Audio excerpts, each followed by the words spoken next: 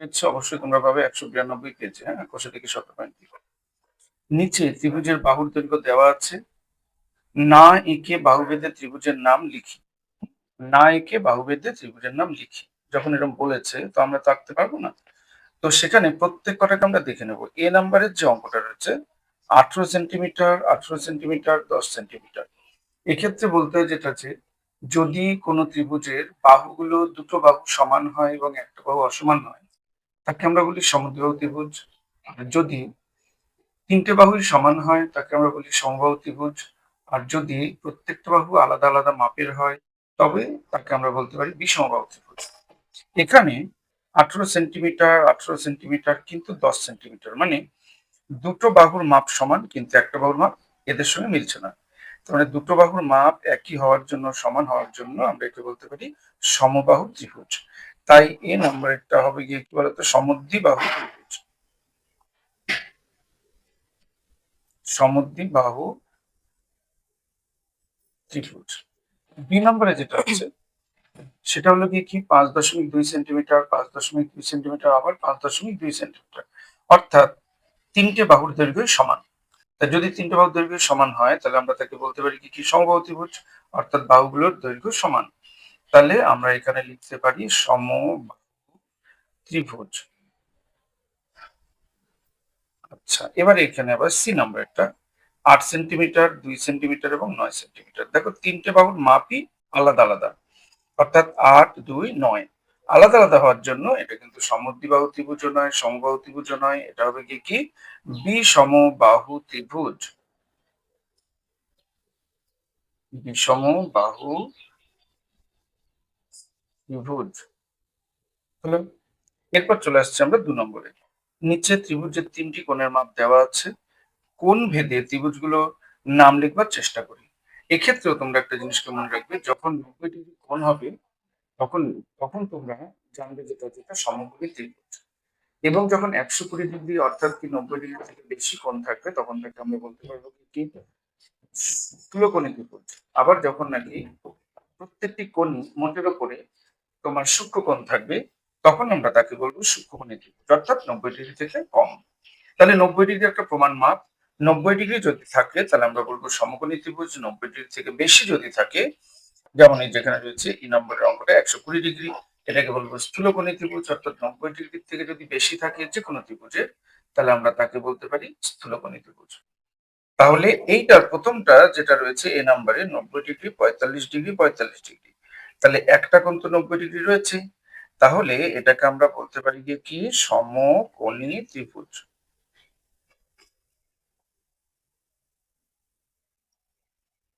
আবার পরেরটা দেখো বি নম্বরটা 90 ডিগ্রি, 30 ডিগ্রি এবং 60 ডিগ্রি, তাহলে 90 ডিগ্রি যেহেতু রয়েছে তাহলে এটাকেও আমরা বলতে পারবো সমকোণী ত্রিভুজ।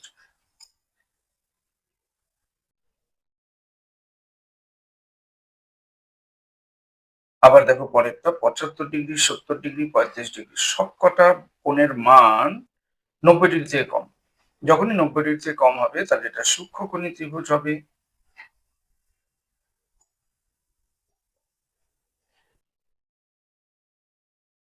আবার দেখো এটা 60 ডিগ্রি, 60 ডিগ্রি এবং 60 ডিগ্রি, তিনটেই সূক্ষ্মকোণের মাপ, তাই 90 ডিগ্রি থেকে ছোট, তাহলে এটাও কিন্তু হবে কি কি সূক্ষ্মকোণী ত্রিভুজ। আবার এখানে দেখতে পাচ্ছি আমরা যেটা যে একটা কোণ স্থূলকোণ, অর্থাৎ 90 ডিগ্রি থেকে বড় 120 ডিগ্রি, তাহলে এটাকে আমরা বলতে পারি কি কি স্থূলকোণী ত্রিভুজ। আচ্ছা, পরবর্তী যেটা রয়েছে সেটাও 3 নম্বরটা এ বি ও সি তিনটি অসমরেখ বিন্দু নিয়ে A B, B C, C এ বাহুকে যোগ করি। যোগ করে নিচের প্রশ্নগুলোর উত্তর খুঁজি। আমরা একটা স্কেল নিয়ে নিই, স্কেলের সাহায্যে আমরা এখানে যোগ করব। ধরে নিই আমরা যে বিন্দুগুলি হলো এ একটা, বি একটা এবং সি একটা। আমি আরেকটু উপরে দিতে পারতাম কিন্তু দিলাম না। এবার এটাকে নিয়ে কিন্তু আমরা যোগ করব। আবার এখান থেকে এখানে, আবার এখান থেকে নিয়ে হলো, তাহলে এ বি সি, তাহলে এবিসি হলো গিয়ে কি একটি ত্রিভুজ হয়ে গেল আমাদের সামনে। এখন আমাদের এখানে বলেছে A B B C C এ যোগ করি, তো আমরা যোগ করে নিয়েছি। যোগ করার পরে যে ত্রিভুজটা আমরা খুঁজে পেলাম, সেই ত্রিভুজটার মধ্যে থেকে আমাকে বের করতে হবে গিয়ে কি, যে নিচের প্রশ্নগুলোর উত্তরগুলো। সরল রেখাংশগুলি যোগ করে যে জ্যামিতিক চিত্র পেলাম তার নাম কি? সরল রেখাংশগুলি যোগ করে যে জ্যামিতিক চিত্রটা পেলাম, অর্থাৎ তিনটি কোণ তার বাহুগুলো যোগ করে আমরা একটা ত্রিভুজের চিত্র পেয়েছি। তাই আমরা এখানে লিখতে পারি কি কি ত্রিভুজ। পরের নাম্বার বলছে দেখো, বি নাম্বারটা, বিসি বাহুর বিপরীত কোণের নাম লিখছে। হ্যাঁ, কোন বাহুর বিপরীত মান? বিসি বাহুর। তাহলে বিসি বাহুর যদি বিপরীত কোণের নাম যদি আমার লিখতে হয়, এটা যেমন বিসি বাহু, এর বিপরীত কোণ হচ্ছে গিয়ে কোণ এ। তাহলে আমরা লিখবো গিয়ে কি, কোণ এটাকে রাখবো মাঝখানে, আর বি এবং সি এই দুটোকে রাখবো আগে এবং পরে। তাই আমাদের হয়ে গেল কি বিএসসি কোণ। দেখো এখানে কি বলেছে আবার 3 নম্বরটাতে, এ বি ও সি তিনটি অসমারেখ বিন্দু এ বি সি এবং সি এর যোগ করে নিচের প্রশ্নগুলোর উত্তর দিচ্ছি। হ্যাঁ, তাহলে তিনটি অসমারেখ বিন্দু আমি অসমারেখ করতে পারি। তাহলে এ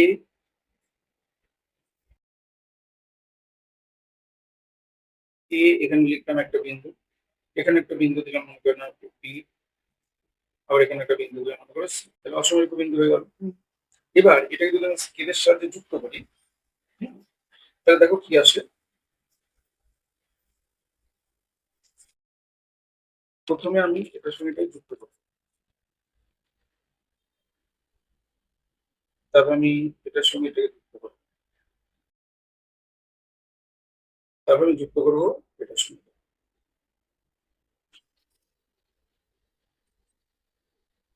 আচ্ছা, এটার নাম দিলাম এ, এটা বি, এটা সি। হয়েছে। এখন যেটা লক্ষ্য করতে পারছি, এবিসি ত্রিভুজ, এটা একটা এ বি এবং কি বলতো সি। হয়েছে। এ কোণ এটা, বি কোণ এটা, সি কোণ এটা। বাহু হচ্ছে এসি এটা, বিসি এটা এবং এবি এটা। এসি বাহুর বিপরীত কোণের নাম কি? এই যে এসি যে বাহুটা রয়েছে এর বিপরীত কোণ নিশ্চয়ই তুমি বলতে পারো বি কোণ, তাই তো? কিন্তু যখন আমি নামটা লিখতে যাব, তখন কিন্তু বি কোণটাকে রাখতে হবে নামটা মাঝখানে, আর আগে পরে এ আর সি দিতে হবে, এ আর সি। হ্যাঁ, তাহলে কোণটার নাম আমাকে এইভাবে লিখতে হবে। এবার বলেছে দ্বিতীয় নম্বরটা, বিএসি কোণের বিপরীত বাহুর নাম লিখি। বিএসি আমার মাঝখানে যেটা আছে সেটা আগে লক্ষ্য করতে হবে। কোন কোণ রয়েছে মাঝখানে? এ কোণ। তাই এ কোণটা হচ্ছে গিয়ে কোথায়? এ কোণটা হচ্ছে গিয়ে এই জায়গায়। তাহলে এ কোণের বিপরীত বাহু কোনটা হবে বলতো? এটা, তাহলে বিসি। তাহলে বাহুটার নাম কি হবে বলতো? বিসি। তারপর দেখো আবার এসিবি কোণের বিপরীত বাহুর নাম লিখি। এসিবি মানে কি? সি কোণটা মাঝখানে রয়েছে সি, তার মানে সি কোণটাকে আমি লক্ষ্য করব। এই সি কোণের বিপরীত বাহু, সি কোণের বিপরীত বাহু কোনটা হয় বলতো? এবি হবে। তাহলে তার নাম লিখতে বলেছে, তাই আমি লিখে দিলাম এখানে এবি। হলো। এবার নয় বাক্যগুলো ভুল কিনা সেটাকে লক্ষ্য করতে বলেছে বা বুঝে বুঝে লিখতে বলেছে। 1 নম্বর হচ্ছে, সমকোণী ত্রিভুজের সবচেয়ে ছোট বাহু হচ্ছে এই অতিভুজ। হ্যাঁ, সমকোণী ত্রিভুজের সবচেয়ে ছোট বাহু হলো অতিভুজ। হ্যাঁ, তাহলে অতিভুজ তো সবচেয়ে ছোট বাহু হয় না। চলো তার জন্য আমরা একটা দাগ টেনে নিই বা ত্রিভুজটাকে টেনে নিই। হ্যাঁ, দেখো এখানে আমি নিচে টানছি,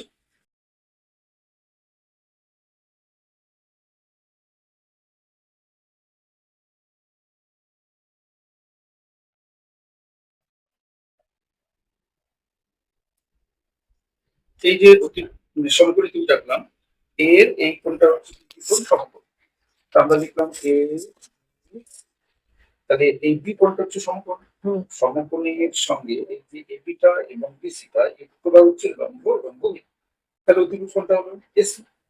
তাহলে স্বভাবতই এসিটা কিন্তু এবি বাহুর থেকেও বড় হবে, বিসি বাহুর থেকেও বড় হবে। তাহলে সমকোণী ত্রিভুজে কখনোই অতিভুজটা কিন্তু ছোট হতে পারে না, সে যেভাবেই আঁকি না কেন আমরা। তাহলে সমকোণী ত্রিভুজের সবচেয়ে ছোট বাহু অতিভুজ, এটা ফলস মিথ্যে কথা। হ্যাঁ, তাই আমি ফলস লিখলাম, তোমরা অসত্য বা মিথ্যে লিখবে বা কাটার জন্য লিখবে। এবার হচ্ছে সমকোণী ত্রিভুজের একটি কোণ 90 ডিগ্রি হয়, অবশ্যই তাই। এদের সমকোণী ত্রিভুজটা তোমরা দেখতে পাচ্ছ, সেই সমকোণী ত্রিভুজটার কিন্তু একটা কোণ কত ডিগ্রি হয়? 90 ডিগ্রি হয়। তাহলে এটা কিন্তু রাইট, অর্থাৎ কি ট্রু, আর এটা কি ফলস।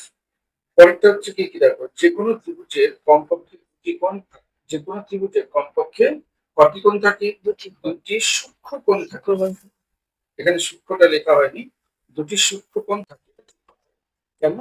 কারণ এই যে সমকোণী ত্রিভুজ যদি হয় তাহলে বা যে কোনো ত্রিভুজ যদি হয় তাহলে তার এই যে কোণ সূক্ষ্ম কোণ হতে পারে। তাহলে আমাদের এখানে বলেছে যে কোনো ত্রিভুজে, অবশ্যই তাই আমি সমকোণী ত্রিভুজ দিয়ে বোঝালাম, কিন্তু যদি আমি এরকম ভাবে একটা ত্রিভুজকে আমি আঁকি তাহলে এই ত্রিভুজের এটা এটা এবং এটা সূক্ষ্মকোণী হবে।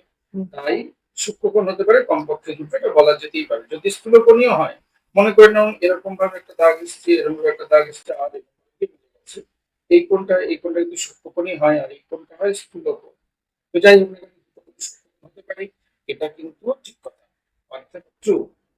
তার পরের নাম্বারটা বলছে প্রতিটি সমবাহু ত্রিভুজকে সমদ্বিবাহু ত্রিভুজ বলা যেতে পারে।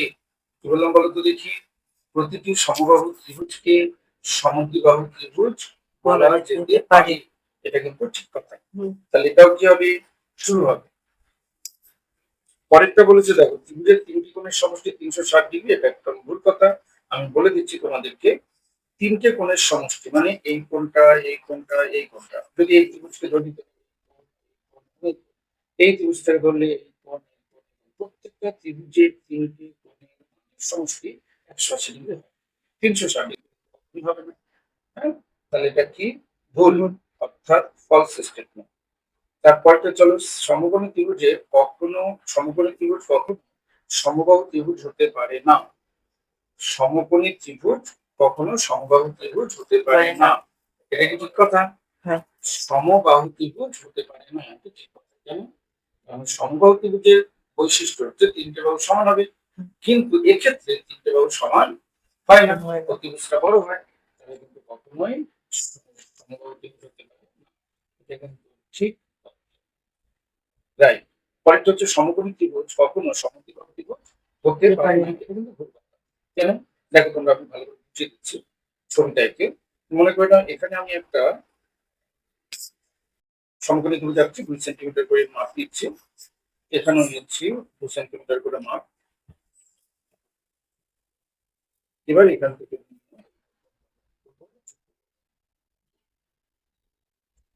তাহলে দেখো ভালো করে, এটা একটা সমকোণ, এই দুটো কোণ সূক্ষ্মকোণ, এবং এই যে সমকোণটা যে আছে, এই সমকোণ সংলগ্ন যে বাহু দুটো রয়েছে লম্ব এবং ভূমি, আমাদের বলেছে সমদ্বিবাহু ত্রিভুজ হতে পারে না।